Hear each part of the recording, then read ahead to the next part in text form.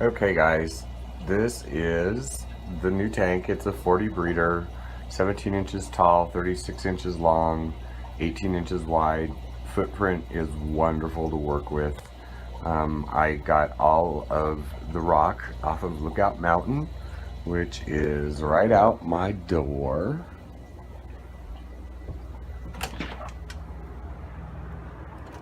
Oh, can't see them from here. Can you see them from here?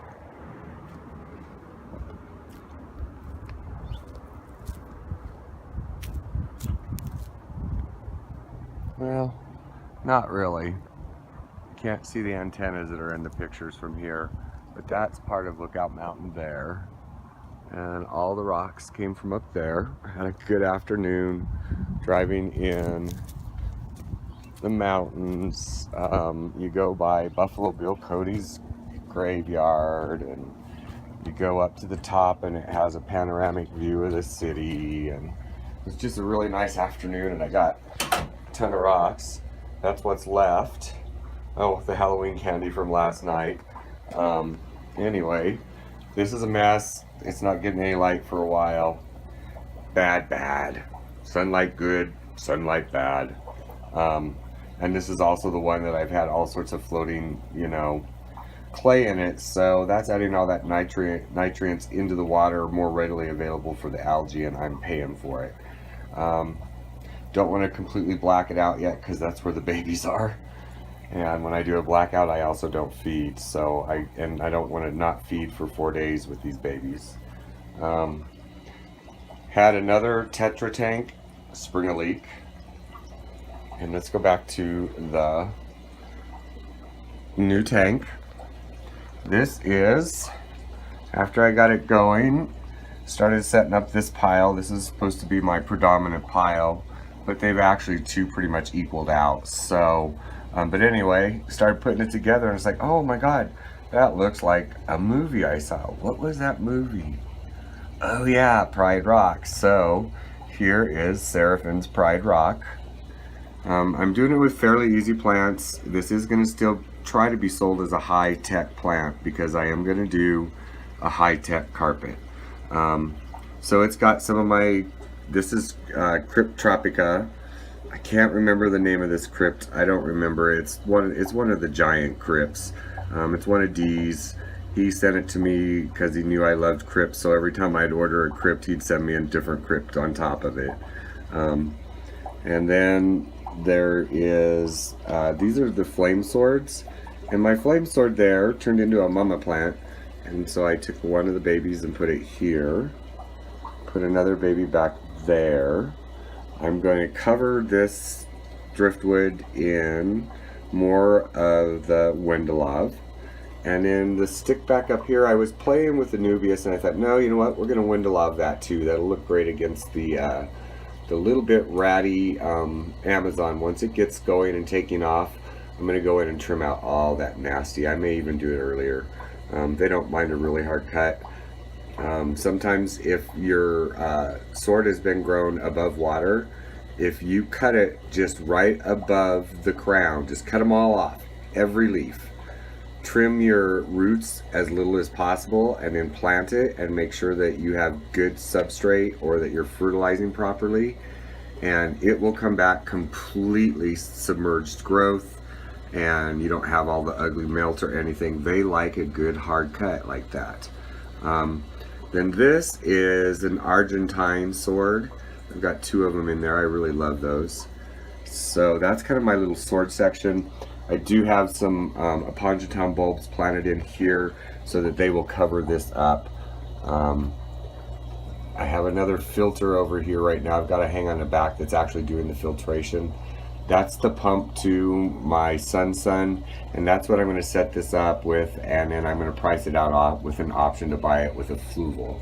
And I'm just going to tack on the price of a fluval plus 20% for me to get it and transfer everything over and set it up if that's what they want.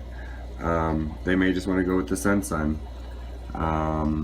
This is some of the Malaysian driftwood that I had purchased in Denver, and this is spider wood that I had purchased here in Denver. It's not some of Dustin's. I still have a bunch of Dustin's. I'm getting ready to do a 20 long. I'll probably do that this week. Plans for the tank. This is getting longer than I thought it was going to be, but I don't get to talk to you guys like this very often. I'm usually not doing anything, in my opinion, that's newsworthy or share-worthy, so, but this is, I think this is really going to be, I'm going to aim to make this my masterpiece. I have a tissue culture of Rotala Walichi there. This crypt is the red undulata. It's green on the top and red on the bottom. And I also carried that crypt undulata in here and down here and over here.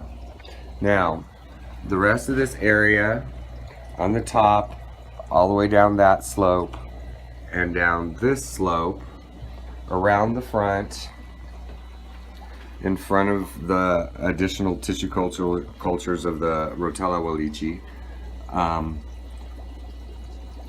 down, around, and under this rock, looking like it's going under this rock, and back through to my opening, is going to be Lasso or Dwarf Baby Tears. Yes, I'm going to do it.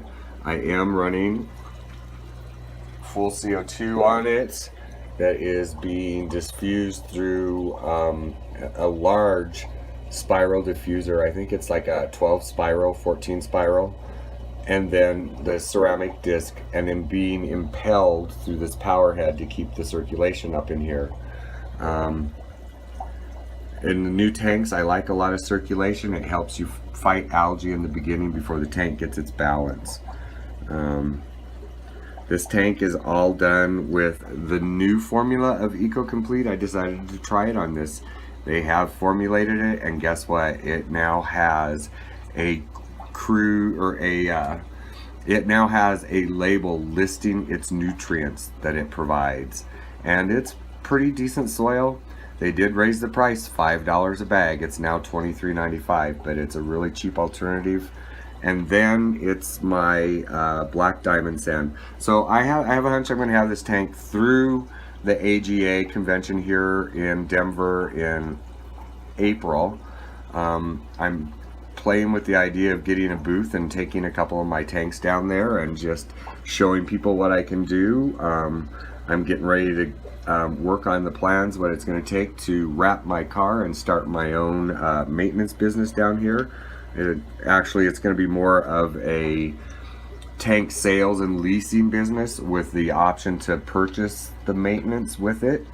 And I'm going to start marketing these, maybe try to find a small pet shop in town that, you know, they got a little space that they're really not utilizing very well. Throw in a couple of these tanks, put a price on it, give him a share when they sell, and have him hand him my information packet. They're not going to be cheap tanks. I'm taking a lot of time. I've spent 2 years learning my trade, and I think we're going to see how this tank turns out. But I've really surprised myself with this tank.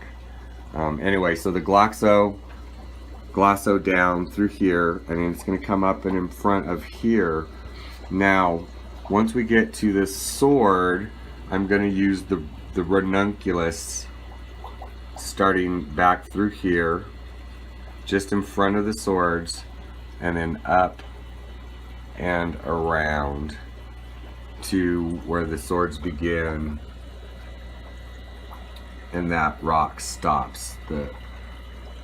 Up there, that rock, there it is. It's hard for me to do this on the screen. I'm cutting back into this long video. Since I've been gone, it's now dark, and I've added my first denizens to the tank. I have a school of 6. I got them at my favorite LFS, or local fish shop, for those of you who don't know the slang yet. And I'm actually going to go apply for a job there. They have a help wanted sign up. I was working on getting a job with a guy doing maintenance, and I outpriced myself to him, but you know, McDonald's is paying more than he wanted me to drive around and do his tanks. So I think we're going to work well together. He's working with this company called the Fish Gallery. He said he needed a lot of help. He needed somebody to take over a few of his tanks because he and his wife are working 7 days a week, and his wife is from Thailand and she's going home for 2 months. So he basically wanted me to take 8 tanks and do them, and his maintenance is once a month on fresh water, and once a week for water changes on salt water, and then once a month for the big clean. But he does one almost 100% water change once a month. Anyway, back to this. First Denizens Diamond Tetras from the fish den, Denver, Colorado. Love these guys so much. I go find the tank of what I want, walk up to the counter, tell them I want 6 of the diamonds, and I stand at the counter and talk to the guy working there while he's catching my fish. Yeah, shouldn't do that. These guys are really, really pretty. I have 6 of them, and I have 2 that aren't schooling, and upon closer inspection, oh yeah, there's something going on that fish. So, see it up there? It looks like fungus. So, and then there's another one right there. Notice that nice rosy coloring on his dorsal fin. Yeah, shouldn't be there. That's an abrasion, an infection or something. So when I get done with this video, I'm going to treat this this tank for parasites, bacteria, and fungus. It's going to get just blasted. Better blast it now than before I get the Glosso in here. So, and I just got off of a live video of Dustin's, and he informed us that his $20 minimum was still going on. So I am now going to put Bruce in here. I got his expensive Bruce, that red one, the red lady or whatever, for there. And then for over here, I got 2 of that brown, purple brown, whatever. Or no, it wasn't the purple brown. He was out of that. I can't wait till I get my new iPhone 7 Plus, 32 gigs instead of 16. Too many fish pictures and too much music. Isn't that just the way? Anyway, part 3 of the video now. And I am going to cut it short here. And there's also going to be 2 of those Bruces. These are the ones that he described. Oh, it's the multicolored Bruce. 2 of the multicolored Bruce in this little, the front of this little cavern, because it still gets a lot of light, but they'll be somewhat shaded. But I think that they'll do okay there, and I think that they'll help fill in that and really look good there, especially with the Undulata Reds and the Tropica down here. I think it's going to be a stunning tank. You guys, please comment on my YouTube channel if you follow this link there, or in my Facebook group if you're a member, and or even Dustin's page. Also, please let me know what you think. I love input, and I love sometimes people think of something that I never would have thought of. Oh, also, sorry, this piece of wood down there, that is going to be Phoenix Moss, Fisden's Fontaneus.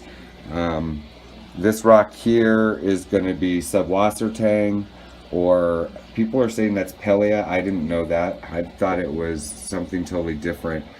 And on the top of this rock here is going to be Fisden's Nobilius. It has a larger frond on it than the Fontaneus or the Phoenix Moss. And in that cool chipped out corner of a box out of that rock, that's all going to be Nobilius also. So it's going to be a sweet tank. Let me know what you think. Give me any info on the Bruce guys. I am a total knob on Bruce. I've never even looked it up because I've never seen it in person, and I've always thought they're ugly in pictures, but everybody who has them says they're spectacular. Peace and love. Tank on. D, good luck at the expo.